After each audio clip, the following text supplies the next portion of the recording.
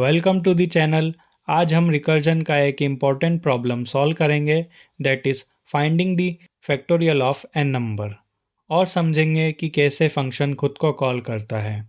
अगर आप रिकर्जन से डरते हो या फिर समझ नहीं आता कि फंक्शन बार बार खुद को कैसे कॉल करता है, तो ये वीडियो आपके लिए बिल्कुल परफेक्ट है। तो इस प्रॉब्लम को सॉल्व करने से पहले सबसे पहले हमें ये समझना पड़ेगा कि आखिर फैक्टोरियल होता क्या है। तो फैक्टोरियल कुछ नहीं होता है। अगर मैं आपको एक नंबर दूं 5 और मैं आपसे कहूं कि 5 का फैक्टोरियल क्या होगा, तो 5 का फैक्टोरियल निकालने के लिए हमें कुछ नहीं करना है। सिंपली हमें 5 का मल्टीप्लाई उससे एक कम नंबर, यानी कि 5 से एक कम नंबर दैट इज़ 4, उससे पहले मल्टीप्लाई करना है। और फिर अब 4 का मल्टीप्लाई हमें 4 से एक कम नंबर, यानी कि 3, 4 से एक कम होता है 3, तो अब हम 4 का मल्टीप्लाई करेंगे 3 से। सेम चीज़ हम 3 के लिए करेंगे, यानी कि 3 का मल्टीप्लाई करेंगे 2 से और 2 का मल्टीप्लाई करेंगे 1 से। तो यही चीज़ रिपीट होती जाएगी कब तक, जब तक हम 1 पे ना पहुंच जाए। और फाइनली जब हम इस पूरे चीज़ को कंप्यूट करेंगे, दैट इज़ 5 इंटू 4, तो ये हो जाएगा 20, 20 इंटू 3 60, 60 इंटू 2 120। तो फाइनली हमारा आंसर आ जाएगा यहाँ पे 120, और 120 ही यहाँ पे फैक्टोरियल ऑफ 5 होता है। चलिए अब हम इसको एक और एग्जाम्पल के थ्रू समझते हैं। मान लीजिए हमें फैक्टोरियल ऑफ 4 निकालना है, तो फैक्टोरियल ऑफ 4 हो जाएगा 4 इंटू 3 इंटू 2 इंटू 1। अब हम जब इसको पूरा कंप्यूट करेंगे तो आ जाएगा 4 3 ज़ा 12, 12 2 ज़ा 24, तो 24 हमारा यहाँ पे आंसर होने वाला है। तो अब इस प्रॉब्लम को सॉल्व करने से पहले हमें एक कॉन्सेप्ट समझना पड़ेगा, जो कि है रिकर्जन। अब रिकर्जन क्या होता है? रिकर्जन कुछ नहीं होता है। रिकर्जन का मतलब होता है जब एक फंक्शन अपने आप को बार बार रिपीटेटिवली कॉल करता है, उसे ही हम कहते हैं रिकर्जन।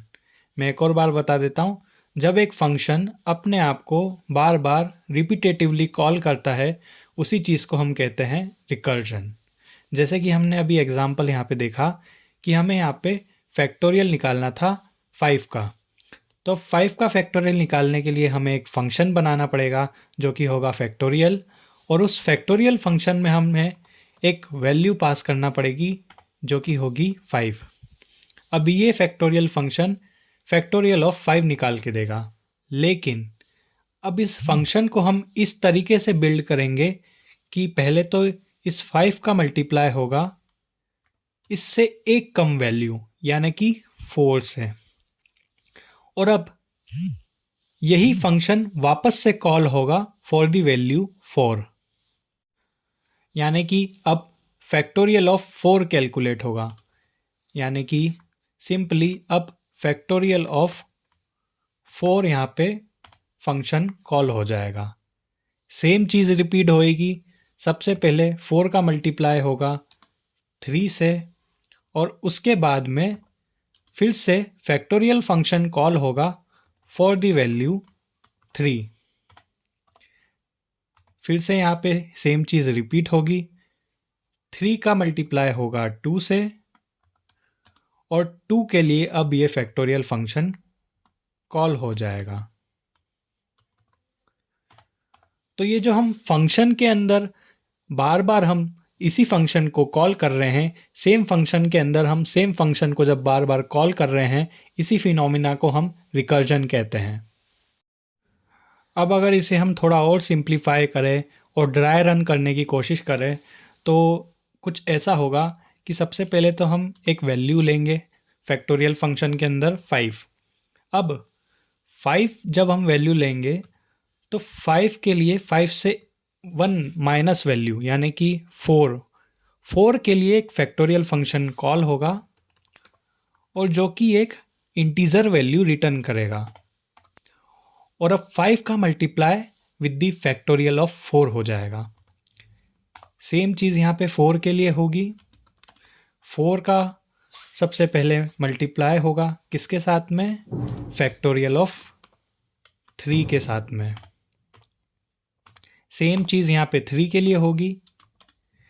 3 का जो है मल्टीप्लाई होगा with the function call factorial of 2। Same चीज़ यहाँ पे 2 के लिए होगी।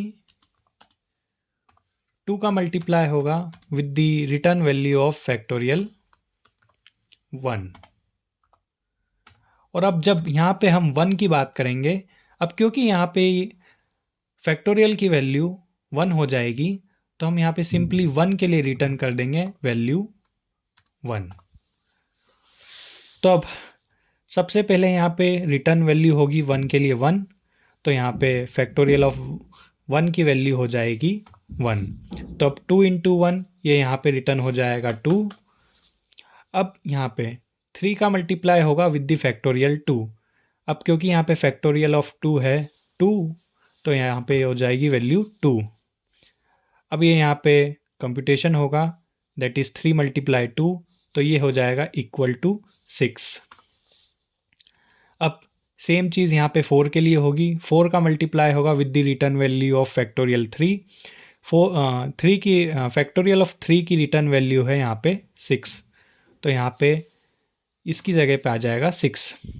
तो यहाँ पे 4 का मल्टीप्लाई होगा 6 के साथ, डेट इज़ 4 इंटू 6 24।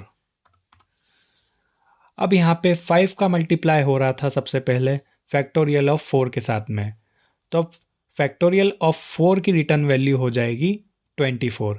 तो हम यहाँ पे सिंपली फैक्टोरियल ऑफ 4 की जगह पे आ जाएगा 24। और अब जब यहाँ पे 5 का मल्टीप्लाई 24 के साथ में होगा, तो ये पूरा कंप्यूटेशन हो जाएगा 120। तो यहाँ पे 5 का फैक्टोरियल हो जाएगा 120। तो अब हम इसका कोड लिखते हैं। कोड लिखने के लिए सिंपली हम पहले यहाँ पे एक फैक्टोरियल फंक्शन बना लेंगे, स्टैटिक फैक्टोरियल, जो कि एक रिटर्न करेगा वैल्यू इंटीजर टाइप की, और यहाँ पे पैरामीटर में भी एक्सेप्ट करेगा वैल्यू इंटीजर टाइप की। अब हमने यहाँ पे इंटीजर वैल्यू ली है n। अगर इंटीजर n की वैल्यू इक्वल हो जाएगी 1 के, that is n equal to 1, तो हम यहाँ पे रिटर्न कर देंगे 1 को।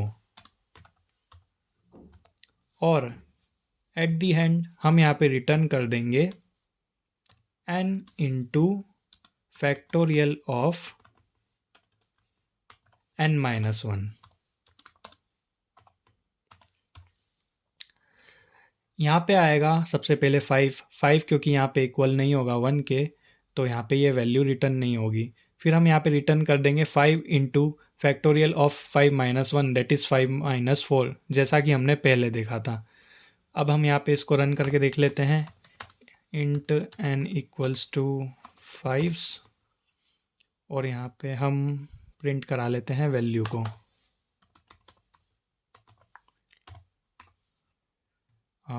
यहाँ पे हम रन करते हैं, ये देखिए यहाँ पे आंसर आ गया है 120, which is the factorial of 5। तो आज हमने समझा factorial of n using recursion, base cases and recursion call and dry run. Next video में हम रिकर्जन का एक और इंटरेस्टिंग प्रॉब्लम सॉल्व करेंगे। तब तक के लिए thanks for watching, see you in the next one.